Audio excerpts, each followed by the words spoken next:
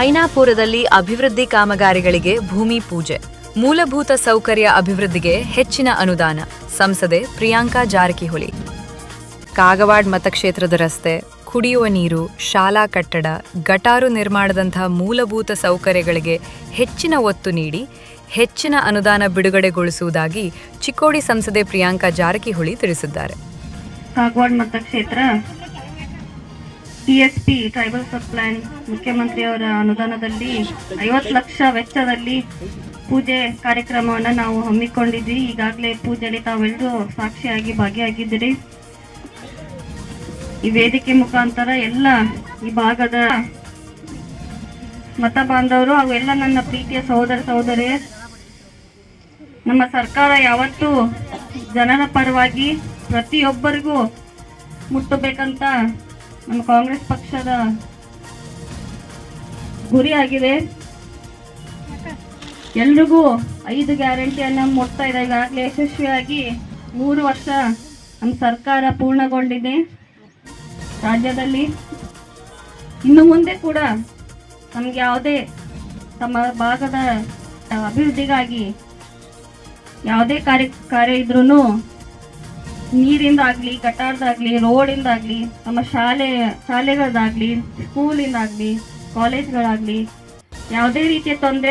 ಅವರು ಗುರುವಾರ ದಿನಾಂಕ 16ರಂದು ಐನಾಪುರ್ ಪಟ್ಟಣದ ಇಂದಿರಾನಗರ ಬಡಾವಣೆಯಲ್ಲಿ ಮುಖ್ಯಮಂತ್ರಿಗಳ ಮೂಲ ಸೌಕರ್ಯ ಅಭಿವೃದ್ಧಿ ಯೋಜನೆ ಅಡಿಯಲ್ಲಿ 50 ಲಕ್ಷ ರೂಪಾಯಿ ಅನುದಾನದ ಸಿಸಿ ರಸ್ತೆ ಹಾಗೂ ಗಟಾರು ನಿರ್ಮಾಣ ಕಾಮಗಾರಿಗೆ ಭೂಮಿ ಪೂಜೆ ನೆರವೇರಿಸಿ ಮಾತನಾಡುತ್ತಿದ್ದರು. ಮನವಿಯನ್ನ ಕೊಡ್ಬೋದು. ಯಾವಾಗಲೂ ನಿಮ್ಮ ಪರವಾಗಿ ನಾವು ಜೊತೆಗಿದ್ದೀವಿ. ಒಂದು ಕ್ಷೇತ್ರ ಅಭಿವೃದ್ಧಿ ಆದರೆ ಅಲ್ಲಿನ ಶಾಲಾ ಮಕ್ಕಳು ಓದಲಿಕ್ಕೆ ಅನುಕೂಲ ಆಗುತ್ತೆ.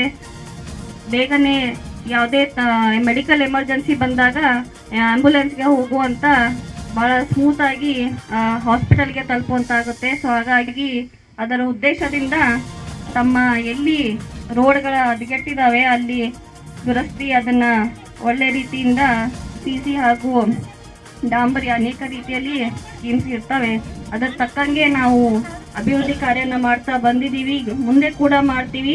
ನಾವು ಕಾಂಗ್ರೆಸ್ ಪಕ್ಷ ಯಾವತ್ತು ಹೇಳಕ್ಕೆ ಬಯಸ್ತೇನೆ, ತಾವೆಲ್ಲರೂ ಇದೇ ರೀತಿ ತಮ್ಮ ಮಕ್ಕಳನ್ನ ಓದಿಸಿ.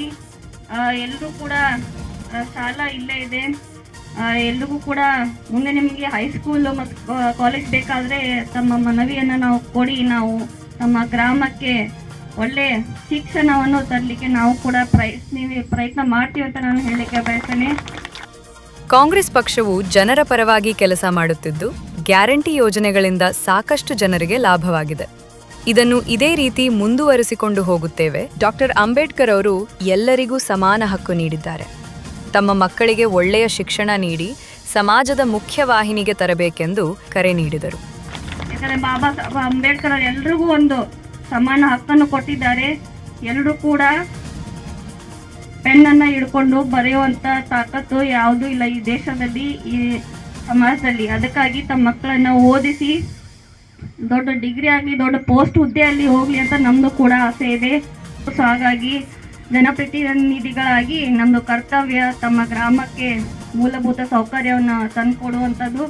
ಹಾಗಾಗಿ ತಾವು ಯಾವುದೇ ಹಿಂಜರಿಕೆಯಿಂದ ಯಾವುದೇ ಇದು ಮಾಡಲೇದೇನೆ ತಮ್ಮ ಆಫೀಸ್ಗೆ ಬಂದು ತಾವು ಮನವಿಯನ್ನು ಕೊಡ್ಬೋದು. ನಮ್ಮ ಎಲ್ಲ ಮುಖಂಡರು ಕೂಡ ಇರ್ತಾರೆ, ಅವ್ರಿಗೂ ಕೂಡ ತಾವು ಸಂಪರ್ಕ ಮಾಡ್ಬೋದು ಅಂತ ನಾನು ಹೇಳಲಿಕ್ಕೆ ಬಯಸ್ತೇನೆ. ಇದೇ ರೀತಿ ತಮ್ಮ ಸರ್ಕಾರ ನಮ್ಮ ಮೇಲೆ ಇರಲಿ. ಮುಂದಿನ ದಿನಮಾನಗಳಲ್ಲಿ ಇನ್ನೂ ಹೆಚ್ಚಿನ ರೀತಿಯಲ್ಲಿ ಫಂಡ್ಸ್ ತಂದು ತಮ್ಮ ಕ್ಷೇತ್ರಕ್ಕೆ ಅಭಿವೃದ್ಧಿ ಮಾಡುವಂಥ ನಾವಾಗಿರಲಿ. ಎಲ್ಲ ಮುಖಂಡರು ಸೇರಿ ಅದನ್ನು ಡಿಸ್ಕಸ್ ಮಾಡಿ ಮುಂದಿನ ಏನು ಅಭಿವೃದ್ಧಿ ಮಾಡುವಂಥ ಕೆಲಸ ನಾವು ಪ್ರಯತ್ನ ಮಾಡ್ತೀವಿ ಅಂತ ನಾನು ಹೇಳಲಿಕ್ಕೆ ಬಯಸ್ತೇನೆ. ಧನ್ಯವಾದಗಳು. ಈ ಸಂದರ್ಭದಲ್ಲಿ ರಮೇಶ್ ಸಿಂದಗಿ, ಮುಖ್ಯಾಧಿಕಾರಿ ಮಹಾಂತೇಶ್ ಕೌಲಾಪುರೆ, ಸಚಿನ್ ಬುಟಾಳಿ, ಉಮೇಶ್ ಪಾಟೀಲ್, ಸುದರ್ಶನ್ ಜಂತನ್ನವರ್, ಸುರೇಶ್ ಗಾಣಿಗೇರ್, ದಾದಾ ಜಂತಣ್ಣವರ್, ಅಭಿಯಂತರರಾದ ಸದಾಶಿವ್ ಗುರವ್, ವೀರೇಶ್ ಬಿಸ್ತಗೌರ್, ಗುತ್ತಿಗೆದಾರ ಸಿದ್ದಾರೂಢ್ ನ್ಯಾಮಗೌಡ, ಶುಭಂ ಪಾಟೀಲ್, ರಮೇಶ್ ಪೂಜಾರಿ, ಪರಶುರಾಮ್ ನಾಯಕ್, ಸಹದೇವ್ ನಾಯಕ್, ಉದಯ್ ನಾಯಕ್, ಹನುಮಂತ್ ನಾಯಕ್, ಸತ್ಯಪ್ಪ ನಾಯಕ್ ಸೇರಿದಂತೆ ಅನೇಕ ಗಣ್ಯರು, ಗ್ರಾಮಸ್ಥರು ಉಪಸ್ಥಿತರಿದ್ದರು.